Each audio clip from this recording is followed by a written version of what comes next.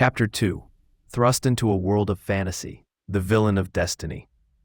गू चांगे आराम से अपने कप में चाय पी रहे थे। उन्होंने बर्फ से भी ज्यादा सफेद शर्ट पहनी थी, जिस पर धूल का एक भी धब्बा नहीं था।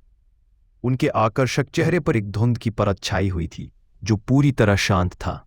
हालांकि जब ध्यान से देखा गया, तो उनका चेहरा इतना शांत था जैसे उन्हें किसी चीज की परवाह ही न हो। ठीक वैसे ही जैसे कोई सर्वव्यापी उच्च प्राणी जिसे कोई समझ नहीं सकता। ऐसा लग रहा था जैसे महल में अब तक जो कुछ भी हुआ था, उसमें उन्हें जरा भी दिलचस्पी नहीं थी।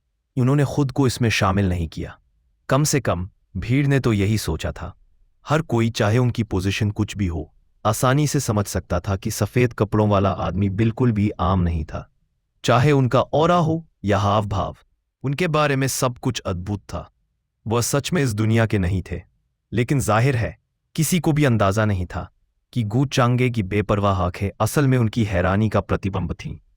ऐसा नहीं था कि वह महल में हो रही घटनाओं में डूबे हुए नहीं थे, बल्कि उनकी ऊंघ उनकी यादों के मां। असल में वह एक यात्री था।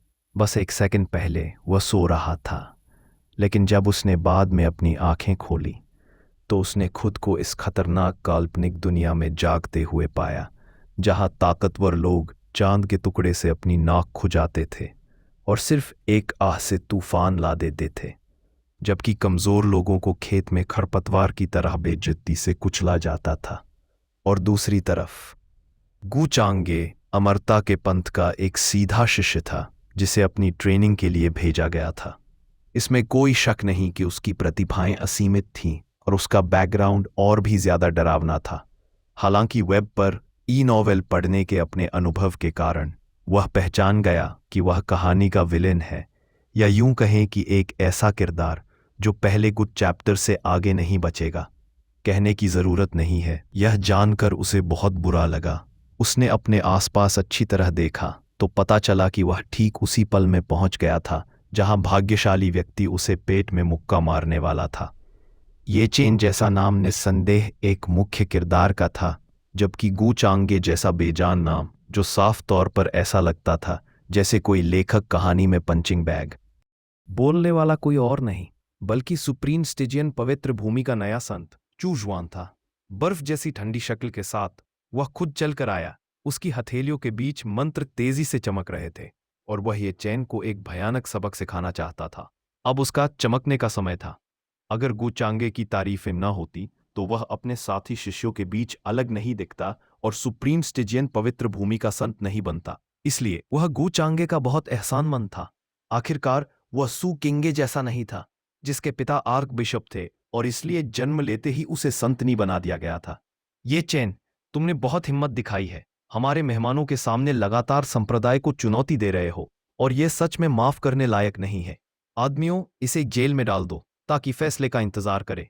नतीजतन एक बुजुर्ग खड़ा हुआ और चिल्लाया, क्योंकि गू चांगे को खुश करने का मौका हाथ से जाने नहीं देना था। यह सही है, आर्कबब। इसी बीच ये चैन का चेहरा पीला पड़ गया, क्योंकि उसे लगा कि हालात उसके खिलाफ हो गए हैं। सब लोग गू चांगे की तारीफ कर रहे थे और सू किंगे भी एक शब्द नहीं कह रही थी। यह कैसे हो सकता है? मैंने तो ऐसा सोचा ही नहीं था। अचानक उसकी उंगलियों के बीच एक ठंडी सनसनी दौड़ी, जिसने उसके परेशान दिमाग को शांत किया और आखिरकार वह शांत हो गया। दूसरी ओर गू चांगे बैठे बैठे अपनी चाय की चुस्की ले रहा था और उसे मजा आ रहा था। वाह, मैंने अभी तक कुछ बोला भी नहीं है, और ये भाग्यशाली इंसान पहले ही इस तरह मुड़ गया। क्या ये उसकी भाग्यशाली होने की पहचान को कम नहीं आंक रहा? इसके साथ ही गू चांगे ने ये चैन की उंगली में पहनी अंगूठी पर नजर डाली। सालों पुराना यह दादाजी जैसा प्लॉट अभी भी काम करता है ना? इस भाग्यशाली इंसान को देखो, वह मुश्किल से हिल रहा है। लगता है वह इससे बाहर नहीं निकल पाएगा। गू चांगे, तुम कमजोरों को सताने के अलावा और किस चीज में अच्छे हो? ये चैन ने एक बार फिर ताना मारा और गुस्से से गू चांगे को घूरा, जैसे कि वह उसके सारे दर्द का कारण हो। अगर गू चांगे नहीं होता तो